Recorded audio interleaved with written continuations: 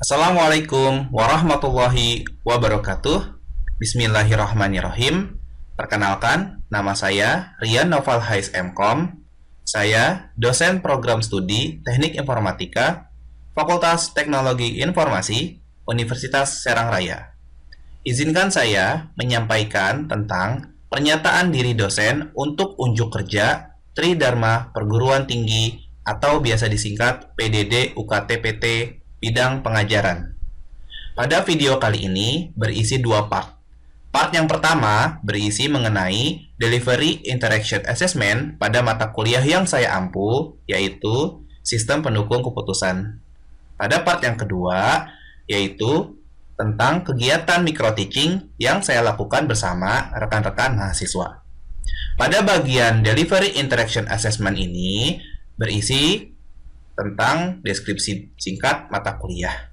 Deskripsi singkat mata kuliah yaitu nama mata kuliah Sistem Pendukung Keputusan, kode mata kuliah T12C348 pada program studi Teknik Informatika konsentrasi pemrograman. Jumlah SKS mata kuliah ini yaitu 3 SKS dan mata kuliah ini berada pada semester 6. Dosen pengampu saya sendiri yaitu Rian Noval Hais MKom dan mata kuliah syaratnya adalah Sistem Basis Data. Selanjutnya, deskripsi singkat lainnya adalah mata kuliah ini membahas tentang proses pengambilan keputusan berbasis analisis kebutuhan manajerial. Selanjutnya, mata kuliah ini akan diberikan kemampuan dalam hal penerapan model solusi untuk kasus-kasus tertentu dalam berbagai bidang. Kemudian, menerapkan metode komputasi pada sistem pendukung keputusan, diantaranya metode analytical hierarchy process dan metode Borda. Pada poin kedua, yaitu kemampuan yang diharapkan. Diberikannya konsep, model analisis, dan metode komputasi sistem pendukung keputusan kepada mahasiswa program studi Teknik Informatika agar mampu menganalisis, menerapkan, dan memberi argumentasi sesuai tahapan dan tujuannya, serta mempresentasikannya dengan rasa percaya diri dan tanggung jawab. Selanjutnya, poin ketiga yaitu tentang materi perkuliahan. Materi perkuliahan pada mata kuliah Sistem Pendukung Keputusan terdiri dari dasar pengambilan keputusan, konsep dasar Sistem Pendukung Keputusan, manajemen dalam pengambilan keputusan, pemodelan pengambilan keputusan, model analisis, teknik data sampling dan pembobotan, metode komputasi analytical hierarchy process, metode komputasi lainnya melalui kegiatan peer teaching, metode Borda, dan publikasi penelitian saya yang berjudul Combining Decision Making Algorithms to Improve Accuracy of the Course Assessment Rank yang saya integrasikan terhadap bahan ajar yang saya gunakan. Pada poin yang keempat yaitu mode perkuliahan, di mana mode perkuliahan yang saya terapkan di sini adalah small group discussion dan case study. Di mana pada small group discussion saya akan membentuk kelompok terdiri dari 5 sampai 10 orang mahasiswa dengan pemberian studi kasus yang sudah saya buat. Sehingga pada akhir perkuliahan teman-teman mahasiswa dapat saling berdiskusi, tanya jawab, dan curah pendapat agar kelas menjadi lebih interaktif dan aktif. Selanjutnya, pada poin kelima di sini yaitu tentang metode pembelajaran. Metode pembelajaran yang saya terapkan diantaranya adalah ceramah, tanya jawab, diskusi, tugas mandiri, dan peer teaching. Kegiatan peer teaching adalah tugas utama mahasiswa yang dapat berperan sebagai pendidik sekaligus peserta didik dalam mereview jurnal 5 tahun terakhir tentang penerapan metode komputasi pada studi kasus, sehingga terciptanya aktivitas kelas yang sangat produktif.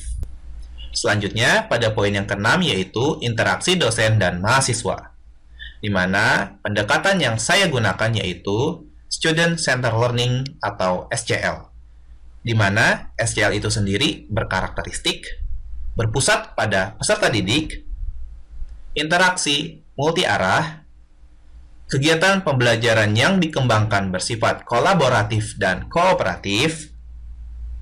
Pembelajaran memperhatikan karakteristik tiap individu. Dan terakhir, pendidik selalu memotivasi peserta didik. Poin terakhir yaitu tentang sistem penilaian. Sistem penilaian terdiri dari tugas utama dengan bobot 30%, absensi mahasiswa dengan bobot 20%, ujian akhir semester dengan bobot sebesar 20%, ujian tengah semester dengan bobot 15%, dan kuis dengan bobot 10%. Selain itu, saya juga memberikan bobot attitude sebesar 100%, jadi totalnya 200%, di mana tujuan saya agar menghasilkan mahasiswa yang cerdas, berwawasan, dan berakhlak mulia. Sekian part 1 dari video ini. Selanjutnya, kita akan melanjutkan video part yang kedua mengenai kegiatan micro teaching yang saya lakukan bersama rekan-rekan mahasiswa. Ya.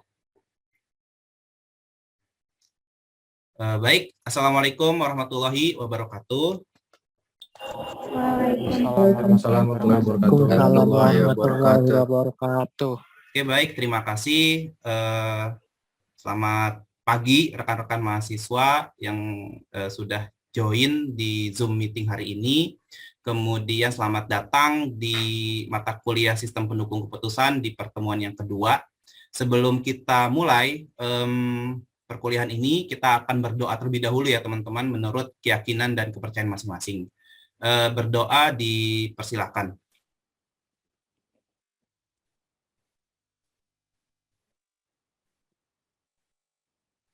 Selesai. Oke, sebelum kita masuk ke materi inti, di sini kita mencoba untuk mereview terlebih dahulu terkait materi atau hal-hal yang sudah saya sampaikan sebelumnya. Bentar, saya admit dulu, ada mahasiswa yang masuk. Kemudian untuk pertemuan sebelumnya di minggu pertama, ada yang masih ingat nggak materi atau hal-hal apa saja yang sudah disampaikan oleh saya dan kita bahas bareng-bareng? Monggo. Ada yang ingat nggak di minggu sebelumnya? Oke, Mas Ardi, silakan. Apa aja di minggu yang pertama? Baik Pak, terima kasih sebelumnya. Yang saya ingat kemarin itu ada kontrak penilaian, ya. Sistem penilaian juga, terus ada tata tertib, sama dasar pengambilan keputusan. Oke, sip. Jawabannya sangat baik sekali ya, dan sudah sangat lengkap. Terima kasih Mas Ardi, boleh dimatikan lagi audionya. Ya. Terima kasih Pak. Oke, jawabannya sangat baik sekali ya, sudah lengkap. Dan penjelasannya juga terkait dari tata tertib, itu mungkin sudah diingatkan ya sama Mas Ardi terkait materi-materi ataupun pembahasan tentang dasar pengambilan keputusan juga tadi sudah disampaikan. Tapi menurut saya ada sedikit yang belum tersampaikan. Mungkin ada yang ingat nggak? Kayak ada yang kelewat satu tadi. Monggo. Tadi Mas Ardi. Oke, Mbak Tantia. Dipersilahkan, boleh dijawab. Ada yang kurang tadi, satu lagi.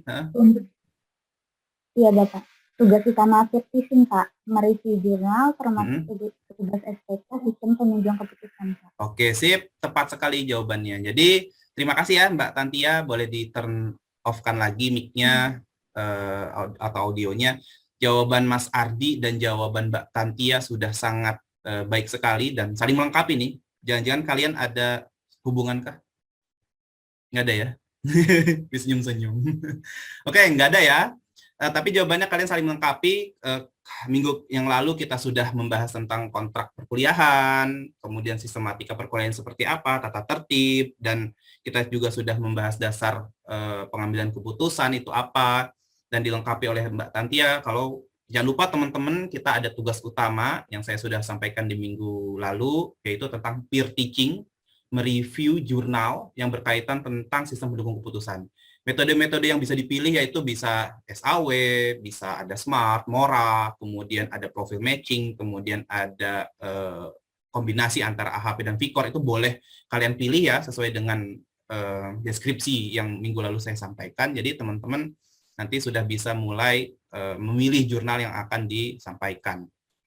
Kemudian setelah kita mereview, nanti ada kaitannya kok dengan materi hari ini, yaitu di sini kita akan membahas tentang konsep dasar tentang sistem pendukung keputusan. Tapi sebelum itu, saya coba bertanya dulu ya. Saya ingin menanyakan terlebih dahulu sama Mbak Amal. Mbak Amal, boleh turn on-kan dulu mic-nya. Mbak Amal, apa kabar? Alhamdulillah kabar baik. Baik ya, sehat ya? Iya, sehat. Oke, keluarga juga sehat? Aman kan? Alhamdulillah sehat, Pak. Mudah-mudahan di Serang juga semakin menurun nih ya kasus COVID-nya. Mudah-mudahan nggak ada yang terkena lah apalagi sama teman-teman mahasiswa. Oke, Mbak Amal, apakah sudah sarapan belum? Sudah. Sudah sarapan. Menunya apa tadi? Sudah. Tadi menunya nasi goreng. Oke, menunya nasi goreng. Sebenarnya ada berapa Iya. menu tadi sebelum sarapan? Ada 2. Ada 2, apa aja? Nasi goreng sama? Nasi goreng sama mie instan. Instan. Nah, sekarang kenapa saya tanyakan memilih nasi goreng? Karena pengen aja, Pak. Pengen aja. Pagi-pagi kan nggak makan mie gitu. Oh gitu. Oke. Terima kasih jawabannya. Saya Iya. pindah dulu ya. Saya sapa yang lain dulu. Yang tadi cewek, sekarang cowok. Mungkin Mas Arnold ya. Saya pilih Mas Arnold. Mas Arnold, Iya Pak, sehat Mas Arnold? sehat Pak. Alhamdulillah. Semangat ya buat ngikutin mata kuliah SPK. Semangat Pak, semangat. Pertanyaan yang sama. Tadi udah sarapan? Udah Pak, udah. Udah sarapan. Menunya apa tadi? Bubur ayam. Bubur ayam. Oke. Ada berapa menu sebenarnya kalau misalkan dipilih sarapan hari ini? Tadi sih sebenarnya ada nasi uduk, cuma karena bubur ayam yang lewat duluan, jadi saya sarapan pakai bubur ayam Pak. Oke. Jawaban yang berbeda dari Mbak Amal ya. Oke. Terima kasih jawabannya. Sangat baik sekali Mas Arnold. Boleh Ya, sama-sama Pak. dimatikan lagi audionya. Oke, dari kedua jawaban itu ya teman-teman, sebenarnya kita sudah bisa mengaitkan bagaimana dasar pengambilan keputusan. Itu dari Mbak Amal, kalau misalkan teman-teman perhatikan, Mbak Amal tadi menceritakan bahwasanya menu yang dipilih adalah nasi goreng gitu. Dan ketika ditanya kenapa Mbak gitu, karena ya lagi pengen aja Pak gitu pagi-pagi, dan saya pagi-pagi nggak makan mie. Nah, jadi itu ada dasar pengambilan keputusan. Salah satunya adalah intuisi. Jadi berdasarkan feeling gitu ya, berdasarkan perasaan saya mau makan ini deh gitu. Dan contoh lainnya kalau kita melihat dari Mas Arnold itu ketika ditanya kenapa milih bubur ayam, karena mungkin keadaannya lapar nih Pak gitu. Jadi saya buru-buru dan berdasarkan pengalaman gitu kan, saya lebih memilih bubur ayam karena datangnya lebih pagi Pak dibanding dengan nasi uduk. Dan itu menjadi dasar pengambilan keputusan. Salah satunya itu berdasarkan pengalaman. Jadi ada 2 hal pengambilan keputusan tersebut dan kita bisa mengaitkannya dengan materi hari ini. Ya teman-teman, jadi hari ini dikaitkan dengan minggu lalu, yaitu terkait pemilihan menu, kalau misalkan tadi kita ambil salah satu contohnya, dan itu menjadikan dasar kita ingin mencapai untuk materi hari ini. Sebenarnya hari ini tujuan pembelajarannya atau tujuan perkuliahannya di sini yang pertama kita ingin teman-teman bisa memahami konsep dasar sistem pendukung keputusan, kemudian nanti memahami tentang manfaatnya, kemudian karakteristik, kemudian keterbatasan, dan nanti kita juga membahas dari sisi contohnya jenis keputusan itu seperti apa ya teman-teman. Jadi tujuan pembelajaran kita hari ini seperti itu. Oke, mungkin langsung aja ya untuk materi hari ini kita lihat, bisa dilihat di share screen. Mungkin bisa dicek dulu ya. Bisa dicek dulu apakah gambarnya sudah terlihat belum? Salah satu mahasiswa boleh nyalakan mic-nya. Sudah terlihat belum share screen dari saya? Sudah Pak. Oke, sudah ya. Oke, sip. Jadi di sini kita sudah mulai di pertemuan yang kedua ya teman-teman. Mungkin di sini saya mau slideshow dulu. Coba di slideshow. Bisa nggak? Oke, kelihatan ya? Saya verifikasi dulu nih. Kelihatan. Oke, sip. Jadi di pertemuan yang kedua ini ada materi yang pertama itu terkait tentang jenis keputusan. Jenis keputusan ini ya teman-teman, ada jenis keputusan terstruktur sama jenis keputusan tidak terstruktur. Jadi kalau misalnya kita lihat deskripsinya ataupun definisinya di sini ada dua hal. Di sini keputusan terstruktur adalah keputusan yang sifatnya berulang-ulang gitu ya, berulang-ulang dan rutin sehingga unsur-unsurnya lebih mudah untuk dimengerti. Sedangkan kalau keputusan tidak struktur, keputusan ini tidak mudah untuk didefinisikan dan biasanya lebih banyak membutuhkan informasi dari lingkungan luar. Sebenarnya teman-teman bisa melihat materi yang ada di slideshow-nya, dan materi ini sudah saya share ya di menu materi spada.unsera.ac.id. Jadi teman-teman tadi mungkin sudah bisa mengakses filenya ya. Kemudian dari segi keputusan terstruktur itu biasanya lebih mudah dalam pengambilan keputusannya. Sedangkan kalau keputusan tidak struktur itu dari segi proses pengambilan keputusannya lebih susah atau lebih rumit dibanding keputusan yang sifatnya terstruktur. Nah, sekalian kita lihat contohnya biar teman-teman bisa lebih mudah lagi ya dalam membedakan. Di sini ada seleksi penerimaan karyawan. Dan di sini ada yang B ada proses pemilihan pakaian untuk acara meeting. Saya coba tanya sedikit aja. Menurut Mbak Hoe, namanya Hoe, dipanggilnya Mbak Tatu nih kalau nggak salah. Mbak Tatu? Oke Mbak Tatu, misalnya dibedakan nih antara seleksi penerimaan karyawan sama proses pemilihan pakaian untuk acara meeting. Menurut Mbak Tatu, lebih susah milih yang mana? Seleksi penerimaan karyawan. Oke, kenapa alasannya? Karena kalau seleksi penerimaan karyawan kan mesti banyak dipertimbangkan juga, Pak. Oke, benar sekali. Terus itu mungkin Terus ada. Terus juga kalau misalkan penerimaan karyawan juga kan mesti ditanya dengan detail gitu. Oke, betul sekali. Benar. Kalau sedangkan memilih pakaian, susah apa gampang? Pemilihan pakaian untuk acara meeting itu Ya. Biasanya dilihat dari acaranya itu kan ini meeting, jadi kan acaranya formal. Iya. Jadi pakai kaos nggak? Enggak lah, Pak. Enggak ya, berarti pakainya formal ya? Iya. Oke, terima kasih Mbak Tatu jawabannya. Super sekali, mantap sekali. Boleh dimatikan lagi audionya? Ya, oke, terima kasih Mbak Tatu. Dan jawabannya sangat tepat sekali ya teman-teman. Kalau bisa diperhatikan, tadi kalau seleksi penerimaan karyawan itu susah Pak, benar sekali. Susahnya kenapa? Karena penerimaan karyawan itu banyak sekali kriteria yang dipertimbangkan. Kemudian banyak sekali bobot yang dipertimbangkan terkait kriteria-kriteria tersebut, gitu kan. Mungkin ada pengalaman kerja, mungkin ada pendidikan, usia dan sebagainya, pertimbangan mungkin permintaan gaji dan sebagainya gitu kan, dan itu perlu dipertimbangkan. Sedangkan kalau pemilihan pakaian aja gitu, sekedar pemilihan pakaian, saya mau meeting nih, misalnya ada paling warna gitu ya, saya pakai jas biru atau hitam gitu kan, cuma tinggal milih warna aja, saya pilih ini deh gitu, dan biasanya kriterianya itu lebih sedikit dibanding dengan jenis keputusan yang sifatnya terstruktur. Jadi bisa dipisahkan ya antara keputusan terstruktur sama tidak terstruktur. Kalau tadi bisa disimpulkan juga kalau acara meeting itu masuknya ke keputusan yang sifatnya terstruktur.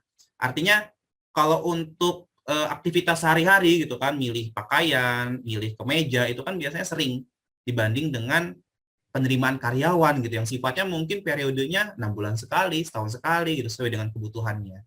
Mungkin bisa dipahami ya teman-teman. Dan di sini ada definisi SPK. Monggo dari teman-teman siapa yang mau coba jawab, apa sih definisi SPK itu?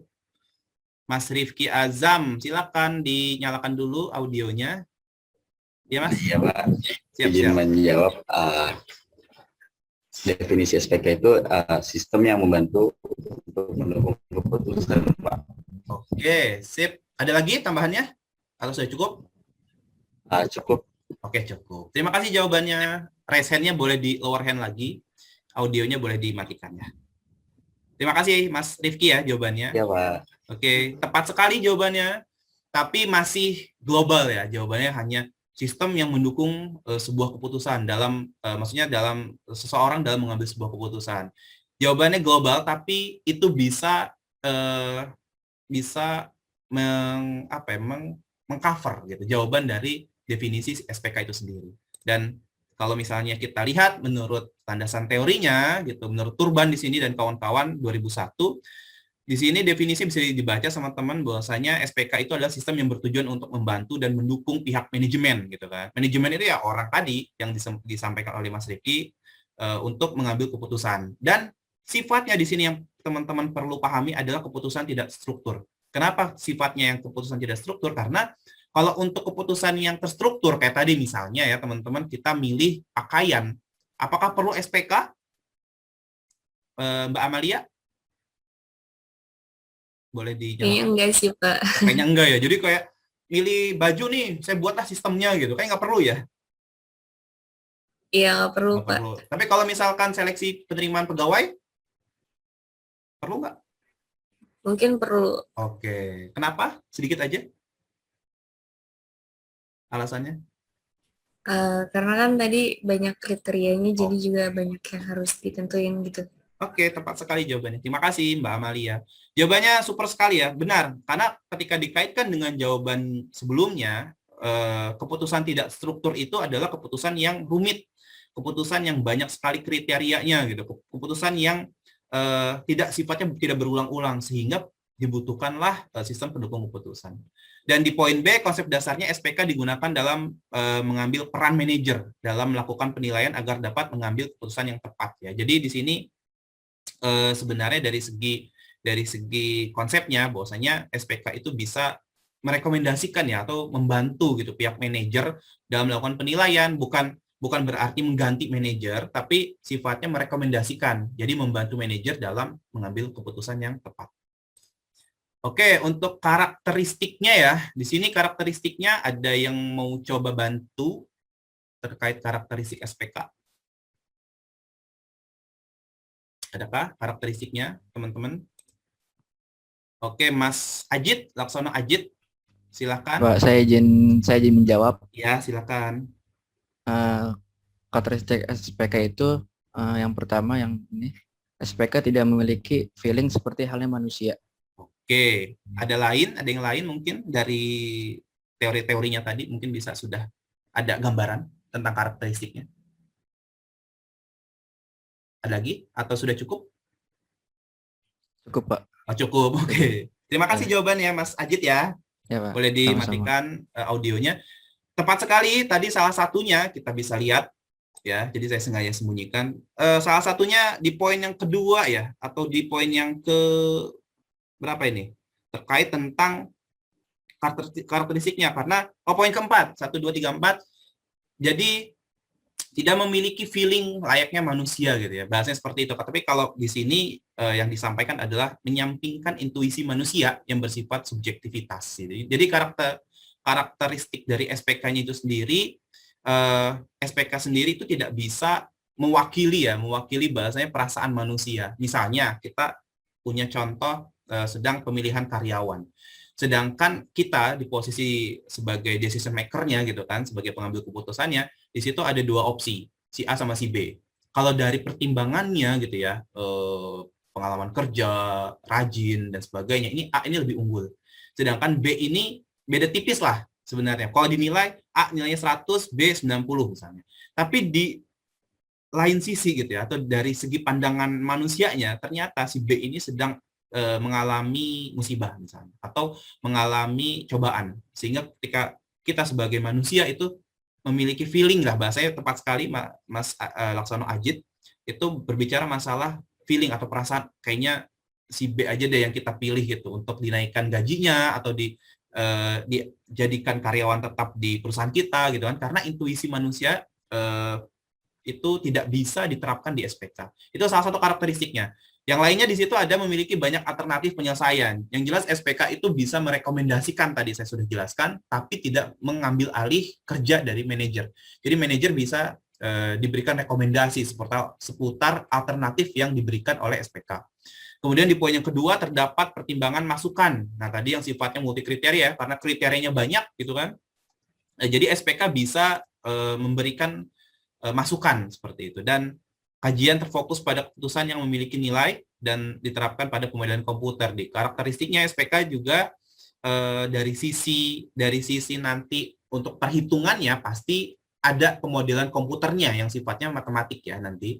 Itu dibahas di metode komputasi di pertemuan selanjutnya.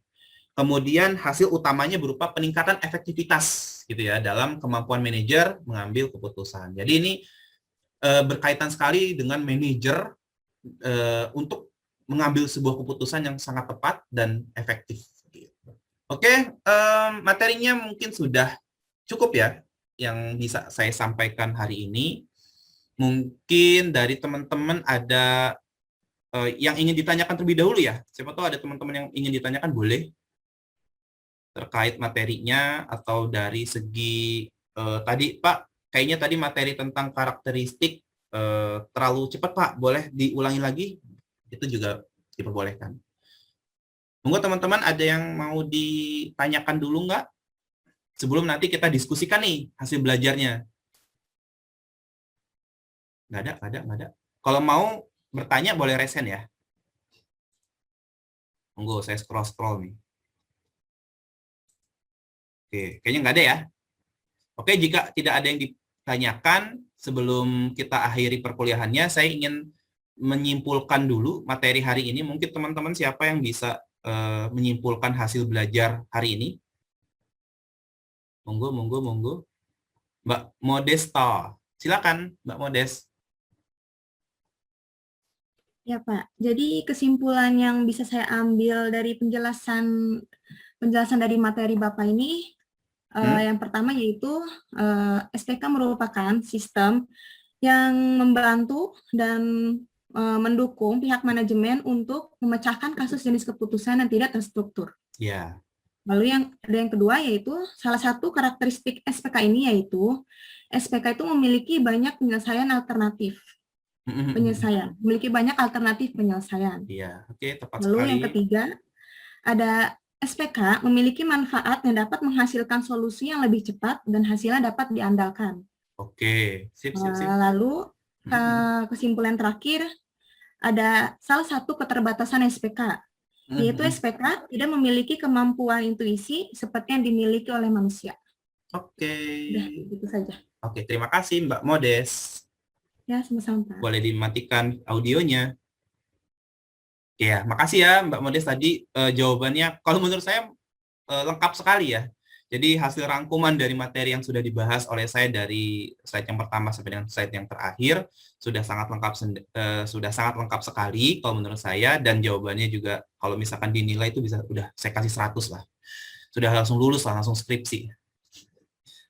Makasih ya Mbak Modes. Oke, terima kasih teman-teman yang sudah join hari ini, dan evaluasinya gitu kan untuk ada refleksi gitu ya, atau ada hasil evaluasi yang ingin saya ketahui, teman-teman tadi sudah benar-benar menyimak belum gitu ya, sudah benar-benar memperhatikan belum penyampaian materi yang saya berikan tadi mengenai konsep dasar SPK. Maka saya sengaja sudah berikan evaluasi atau kuis yang saya sudah set di e-learning Unsera, yaitu spada.unsera.ac.id, dan soalnya ada 10 ya teman-teman, tenang aja, sifatnya multiple choice.